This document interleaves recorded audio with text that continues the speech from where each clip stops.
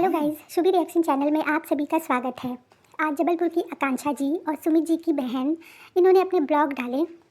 इन दोनों के आज के ब्लॉग पे मैं अपना ये रिएक्शन दे रही हूँ। इन दोनों ब्लॉग का मैं आपको एक सार बता रही हूँ। इसमें दोनों लोगों ने एक चीज़ ही बोली कि ये जो लोग बेमतलब का कमेंट कर रहे हैं, बेमतलब की बातें कर रहे हैं, इन्हें बंद किया जाए।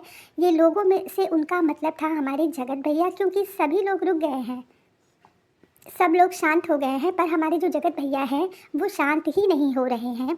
ऐसा लग रहा है जैसे वो इस कंट्रोवर्सी को अभी रोकना चाहते ही नहीं है, इसको और कंटिन्यू करना चाहते हैं, कैरी ऑन करना चाहते हैं।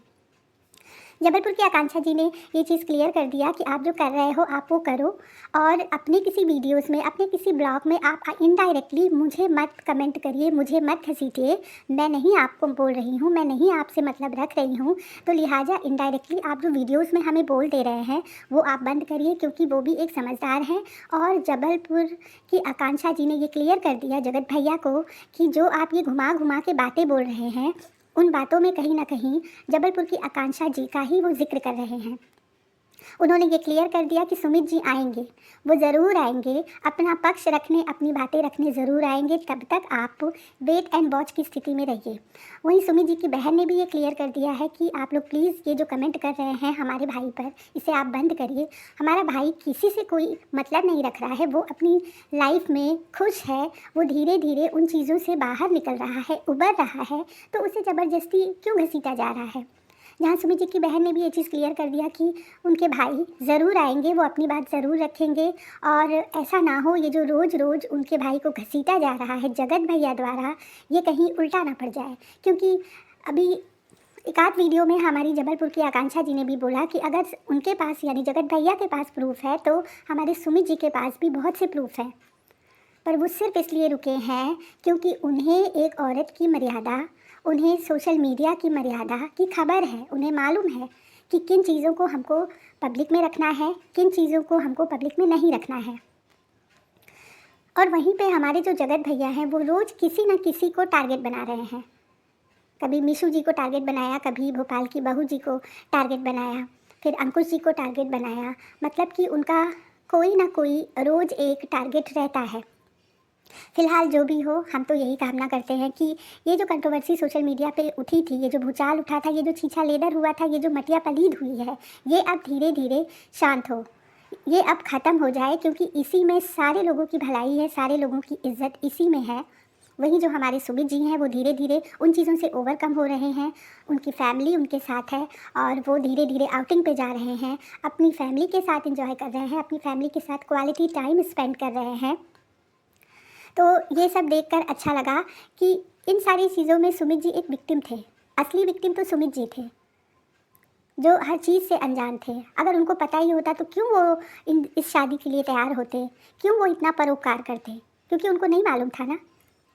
और जब मालूम हो गया तो कोई भी समझदार आदमी होगा, उसके दिमाग में, उसके जहन में अपना फ्यूचर आएगा कि आगे फिर अब क्या होगा। जब अभी ये सारी चीज़ें हैं तो आगे पता नहीं और क्या क्या उनको फेस करे।